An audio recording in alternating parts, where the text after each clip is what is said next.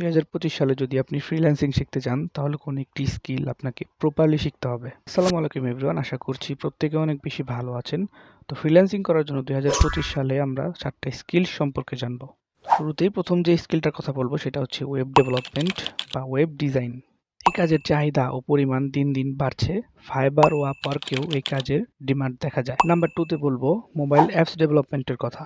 Freelance মার্কেটপ্লেসে প্রচুর পরিমাণে এই কাজের চাহিদা রয়েছে। এছাড়াও যদি আউট অফ মার্কেটপ্লেসের কথা বলি, সেখানেও প্রচুর পরিমাণে এই কাজের ডিমান্ড রয়েছে। এছাড়াও আপনি চাইলে অ্যান্ড্রয়েড বা iOS এর জন্য অ্যাপস বানিয়ে প্লে স্টোরে বা অ্যাপস স্টোরে ছেড়ে সেখান থেকেও চাইলে আর্ন করতে পারেন। নাম্বার 3, সেটি হচ্ছে ডিজিটাল মার্কেটিং।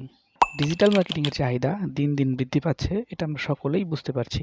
যেমন SEO, Facebook ads, Google ads, others অন্য যে কোনো একটি নির্দিষ্ট বিষয়ের ওপর স্কিলফুল হতে পারলে ইন ফিউচার অনেক ভালো কিছু করা সম্ভব।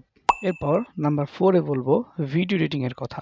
2025 সালে এসে আপনি যদি একজন এক্সপার্ট ভিডিও এডিটর হতে পারেন, তাহলে শুধু ফাইবার বা আপওয়ার্ক থেকে নয়, আদার্স যে কোনো সাইট যেমন ইনস্টাগ্রাম, ফেসবুক বা আউট অফ মার্কেটপ্লেস যে কোনো জায়গা থেকে চাইলে আপনি ভালো পরিমাণে আর্ন করতে পারেন।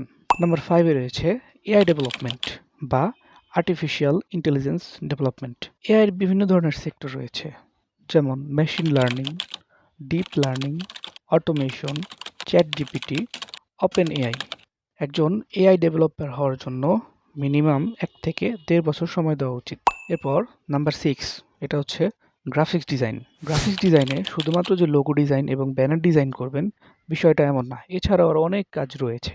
ব্র্যান্ডিং করা, ইউআই ইউএক্স ডিজাইন করা, এছাড়াও ক্যানভা দিয়েও প্রফেশনাল ডিজাইন করা যায়। নাম্বার 7-এ বলবো সোশ্যাল মিডিয়া ম্যানেজমেন্টের কথা। অনেকেই মনে করেন যে এই টপিকটা অনেক বেশি সহজ, আর এমন কি। প্রফেশনালি শিখতে হলে এটার পিছনে আপনাকে যথেষ্ট সময় দিতে হবে। সোশ্যাল মিডিয়া ম্যানেজ করতে আপনাকে কিছু টুলস সম্পর্কে জানতে হবে এবং সেগুলা ব্যবহার করা শিখতে হবে।